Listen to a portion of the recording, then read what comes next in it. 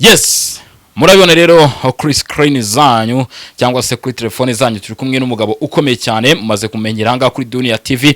Na wundi n'umugabo bita Moise cyangwa se Moses, biraza guterwa kabisa ukoresha, ariko reka muhe ikaze yivuge cyangwa se yivugire n'umuntu w'umugabo, ntago namuvugira. Moses meze bite?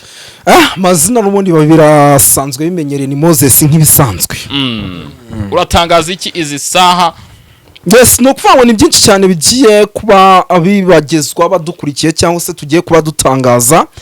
Ngira ngo dufite amakuru menshi cyane, ariko mbere yo kugira ngo tubanze twinjiye mu makuru, ngira ngo barabinzi tubanza gusuhuza abantu badukurikira. Ariko mbere yo kubasuhuza, ndashaka umbwira ibanga uri gukoresha kugira ngo abakobwa barundi bose uri murabigarura imitima yabo, kugira ngo abakobwa b'Abanyarwanda bose ube wigarura imitima yabo. Wa muntu we niki uri gukoresha? Icyo kibazo ndi kukibazwa n'abantu benshi, ariko yenda biri guterwa n'ukuntu ndi kuza nsa kuri kamera, ugasanga ibintu bimeze neza nyine nabo ubwo mbega ubwo isurira bakuru abura ntwamye. Suza abantu. Yes, no kuvuga abantu badukurikira rero bari hano muri Korine Mujejuru, abantu badukurikira bari muri Korine Munanira, hari abantu badukurikira bari muri Korine ya Tongo, Korine Kinazi, Cibitoke, Bujumbura, hari abari za Kayanza, hari abari za Gitega, hari abantu badukurikira bari mu bice bigiye bitandukanye mu gihugu cy'u Rwanda, ni benshi cyane, ariko kandi Kenya, Malawi, South Africa, Uganda nabo baradukurikira. Hari abadukurikira bari ku mugabane w'Uburayi, by'umwihariko ni mu ntara gatandatu diaspora, Canada, ni Australia, bari muri Asia, Leta Zunze Ubumwe za Amerika, Ububiligi ndetse n'Ubufaransa, baradukurikira 5/5. Nibutsa abantu yuko turi ku itariki ya 27 zo kwa gatatu 2025. Okay. Noneho niba turi ku itariki ya 27 nkuko ubivuze z'ukwezi kwa gatatu umwaka w'2025, Moses, niki kigezweho? Niki abantu bagomba kuba bamenya? Niki abantu bagomba kwicara bagafata agatebe? Kuko ahangaha kugira ngo umenye uko ibintu bihagaze, narababwiye ntago biba byoroshye, warababwiye ntago biba byoroshye. Ufata agatebe ukicara ugatereka ya mudasobwa yawe, Android smartphone yawe, hanyuma ugakurikirana 5 kwa 5 uko ibintu biba bihagaze. Twinjize mu mfunyamfunya cyangwa se utudondoshe mbere uko tuza twimatatura ahangaha kuri izi mikoro wa muntu we. Yes, no kuvuga hagatawe uwitwa General Never ashobora kwicwa. Ngira ngo abantu baraza kumenya byinshi kuri no nkuri dasanzwe. Aragakoko bitango kasongoye. Abantu baraza kumenya byinshi. No kuvuga ngo uyu mugabo amaze iminsi atangaza byinshi. Kigali sikure uciye Kirundo. Ibi nabyo hari ikintu bishatse gusobanura n'amagambo uwitwa General Never amaze iminsi atangaza. Nabyo turaza kuba tubikomozo tubyinjiramo. Yego. Turaza kugaruka ku nkuru idasanzwe by'umwihariko ivuga ko ubu tuvugana ahitwa Cibitoke harimo haratorezwa ingabo n'akatari ingabo. Yamaye nka rero abantu baraza kumenya muri iki gitondo amakuru adasanzwe y'Abanyamurenge. Mana y'isi n'ijuru. Abanyamurenge bari kwinjizwa mu gisirikare mu buryo by'umwihariko butandukanye hano mu gihugu cy'u Burundi, ndetse uwanze kujya muri izi mbonerakure cyangwa mu gisirikare cy'u Burundi akicwa. Baraza kumenya impamvu, ni byinshi tubahishiye. Turaza kumugaruka ku makuru agiye atandukanye by'umwihariko y'uwitwa General Prime Niyongabo, tayari ubu amaze kuganiza abasirikare bari ku mipaka, ndetse akaba abasaba kuba maso kuko batazi umwanzi ashobora guturuka. Turaza kugaruka kuri byinshi bigiye bitandukanye, by'umwihariko hari amakuru akomeje guturuka no Bujumbura ku kibuga cy'indege. Ngo turacyadondosha n'imfunyapfunyi ntabwo twe twinjira. Hari ibikoresho bimaze imisi bituruka muri South Africa, ngira ngo ni ibikoresho birimo imbunda n'amasasu, ni birimo birahabwa imbonerakure n'ubundi ziri gukoresha mu buryo bw'imyitozo. Ibi nabyara amakuru twamaze kubimenya hadasanzwe. Byinshi cyane bigiye bitandukanye, ngira ngo tugiye kwa tubyinjiramo 5 kuri kagenzi kako.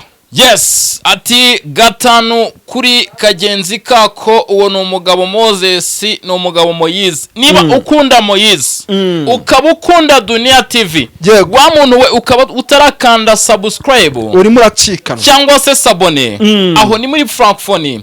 Reka nkubwire ko uri gukora icyo bita kunyagwa zigahera. Reka nkubwire ko utazigera umenya update trending news zose ziba zivugwa ara ku kibuga cy'imirwano mu Burundi wa muntu we. Reka rero nkubwire ko iki ari cyo gihe ari nako kanya mbere uko twinjira kabisa mu kwimatatura, mbere uko twinjira mu makuru arambuye hamwe n'umugabo Moses reka nkubwire yuko icyo usabwa kandi subscribe Moses yego yaman reka twinje muri aya makuru ku buryo burambuye abantu babashaka kumenya uko ibintu bihagaze reka tureka kubatindira nabo barabizi ni inshuti n'inkoramutima z'akadasoka zacanga ariko di yego ntidushaka gutangiza uburyo bwo gutera inkunga nukwaho rwose ashobora kuba yaba urubengerane aya mashusho ashobora kuba ari icyo bita urubogobogo cyane ubwo turaza kubyigaho yes. ubishyigikiye ndashaka shyira umutima muri komenti niba ushyigikiye ko aya mashusho aba urubogobogo hanyuma ibindi turaza kubirebaho yes reka twinjire kabisa mu makuru ku buryo burambuye uduhisha rero yes nukuvuga ngo mbere na mbere munyemere tugaruke kuri no nkuru by'umwihariko idasanzwe ni inkuru imaze iminsi icicikana ku bitangazamakuru bigiye bitandukanye yego byaba ibitangazamakuru byandikira mu gihugu cy'u Burundi zitwa za BBC ngira ngo mwabonye General Neva yuko yatumiwe byaba binyamakuru byandikira no mu gihugu cy'u Rwanda birimo igihe bimaze iminsi bitangaza inkuru n'amagambo akomeye avugwa n'uwitwa Neva arimo avuga ati Kigali sikure uciye ahitwa mu Kirundo ati sikure rwose no kuvuga mbere na mbere Moses utarajya kure umugabo nka perezida iyo atangaje ati Kigali sikure uciye mu Kirundo mu mboni zawe wowe nabashatse kuvuga iki wa muntu yes no kuvuga mbere na mbere aba yamaze gutanga umuvuno yuko isaha nawe yiteguye gutera ndetse kano mu buryo bushobora kumworohera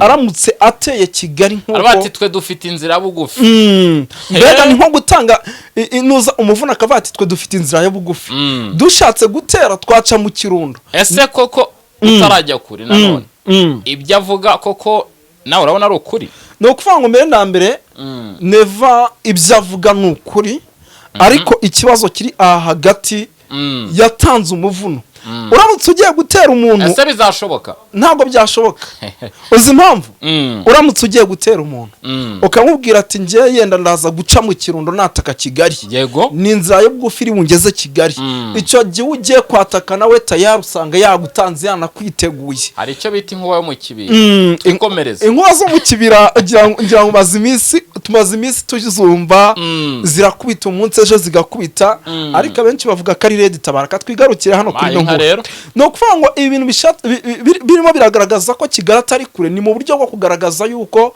aramutse ashatse gutera igihugu cy'u Rwanda by'umwihariko ashobora guca Kirundo bikamworohera kugera i Kigali gusa icyo namubwira cyo ahangaha aribeshya cyane koko byaba amagambo amaze iminsi atangaza kugira ngo uce mu Kirundo utere Kigali nk'uko aba bigaragaza ndetse acana amarenga byamugora cyane nta nubwo byamukundira kuko tayari ubu aba yamaze kwimenera iyo ufashe ikintu gishobora kukugeza ku ntsinzi ukagishyira hanze biragoye cyane kugira ngo ugere ku ntsinzi mu Gifaransa baravuga ngo terminer yego no kuvuga ngo rero ibintu Neva amaze iminsi atangaza ngira ngo bimaze iminsi bivugwa byandikwa ku bitangazamakuru bigiye bitandukanye avuga yuko igihugu cy'u Rwanda by'umwihariko gifite ingabo zitandukanye n'iz'igihugu cy'u Burundi gifite ndetse kandi ngo kidafite ingabo igiserekere cy'undi bakita FDNB ati irakomeye kurusha RDF ngira ngo koko nibyo ubundi inshuro nyinshi ibijya gushya birashyuha biratogota kandi iyo bitogose birashya bakabirya no kuvuga ngo rero ikintu gihari aha ngaha Neva yashyushye kuba uwitwa Neva atangiye kugenda ashyuha buriya uko byagenda kose ibijya gushya birashyuha no kuvuga ngo neza biba bisa nkaho ibyahugwa birimo biragenda bigana ku musozo ngira ngo yenda tumaze iminsi dukurikira ibintu bijyanye na politika y'u Burundi iki gihugu ndakwibutsa ko gifite amatora mu mwaka w'ibihumbi 2025 yego ayo ni ay'abatebite ni 6 na 7 ni na 7 2027 ni na 7 no kuvuga ngo ay'abadepite ari muri uyu mwaka no kuvuga ngo mu gihe igihugu cy'u Burundi uwitwa General Neva yego tuzi neza yuko arimo ararwanwa n'abanyapolitiki bagiye batandukanye cyane hari ababunyoni hari ababa Agatoni Rwasa hari nabo yafunze benshi barahari n'abanyapolitiki batavuga rumwe n'ubutegetsi hari Red Tabara itoroshye yego izi za Red Tabara ni ukuvuga ngo birashoboka neza ko uyu General Neva ibijya gusa nk'uko turi kuvuga ko bishyuha, ahubwo iyi ashobora kuba ariyo manda ye ya nyuma yo kuyobora igihugu cy'u Burundi. ubundi se ninde ntubibona wowe? Nicyo kintu kirimo kiragaragara, ngira ngo mwagiye mukurikira byinshi ku makudeta menshi yagiye amuhushwa uyu mugabo, kubw'Imana kudeta akazirokoka, akavuga byinshi, akavuga bamugerageje kumutera kudeta, icyo gihe akazanamo inshuro nyinshi igihugu cy'u Rwanda, akavugamo za Red Tabara, mbega anagaragaza inshuro nyinshi y'uko u Rwanda rutera inkunga Red Tabara, ibyo na Red Tabara inyomoza yivuye inyuma y'ubwayo ikabinyomoza. ni ukuvuga ngo uko byagenda kose uyu mugabo ashobora kuba rwose ari ku ndunduro. None Bwana Moses ukoze asunyibutse ibuye, uvuze kuri Red Tabara, irabarizwa ubu tuvugana cyangwa se operasiyo zayo ziri gukorerwa muri Sud Kivu, ubwo ni muri Republika Demokarasi ya Kongo, bigaragaza ishusho yo kuba kugeza uyu munsi kabisa, bivuze yuko cyangwa se bisobanuye yuko urugamba ruri kubera muri Republika Demokarasi ya Kongo rufite uruhare n'ibibazo turi kugaruka. Ariko urabizi ko umugabo General Neva ni inshuti magara ya Faci Beto, nica nikubitire cyangwa se nisoma mbikeye, yamaze kohereza message ikomeye cyane cyangwa se ubutumwa yoherejeyo bwajyanwe no bita umwite 13 umwite 13 biraza guterwa n'umukoresha Tshisekedi kwamba wagina ni minisitiri w'ububanyi n'amahanga wa Republika Demokarasi ya Kongo. Yamaze kugera hariya mu ntare Rusaci, avuye hariya muri Palais de la Nation, agera i Burundi kabisa, aganira na General Neva, amushyikiriza ubutumwa bwa Faci Beto. Ese wowe mu by'ukuri ukurikirana gatanu ku kandi ukurikirana umunsi ku wundi, ubutumwa bwa Faci Beto bwagizwe ibanga, ariko turabizi ko uyu Faci Beto yagiye atangaza kenshi ko ashaka gutera igihugu cy'u Rwanda, ndetse niba ari n'inshuti magara ya General Neva turabizi. Ese mu by'ukuri niki kishe inyuma y'ubu butumwa bw'ibanga bwaba bwashyikirijwe u Burundi ku bijyanye n'iyi muvuma barimo yo gushaka gutangiza intambara yeruye ku Rwanda, nyuma yo kubona ko inaniranye kuyinyuza ku ruhande rwa Kongo, bitewe n'uko M23 yamaze gukata ibice byose byatacinga cyangwa se bifata ku mupaka w'u Rwanda, bakabona yuko inzira isigaye ari ukumanuka muri bice bya za Uvira, cyangwa se bakifashisha indege zahagurikira Rumumbashi zikagira hariya ku kibuga cy'indege cya Burundi zijyanye ibikoresho n'abasirikare, hanyuma bagaca muri zo mu Kirundo, bagaca mu Kibira. Niki koko ubona nkawe nk'umwanzuro twakura muri message yajyanwe n'uwo bita Tshisekedi kwamba wagina i Burundi? Yes, no kuvanga mbere na mbere igihugu cy'u Burundi gifitanye ubushuti buremereye n'igihugu cya Republika Demokarasi ya Kongo, biragaragara. Nta nubwo batinya kuvuga ko Tshisekedi ndayishimiye ari impanga, wagira ngo baravukana za politike. No kuvanga ngo mu by'ukuri ni ikintu kigaragara neza nk'uko wari ubivuze ko byanze neza, ariko se niko ye arano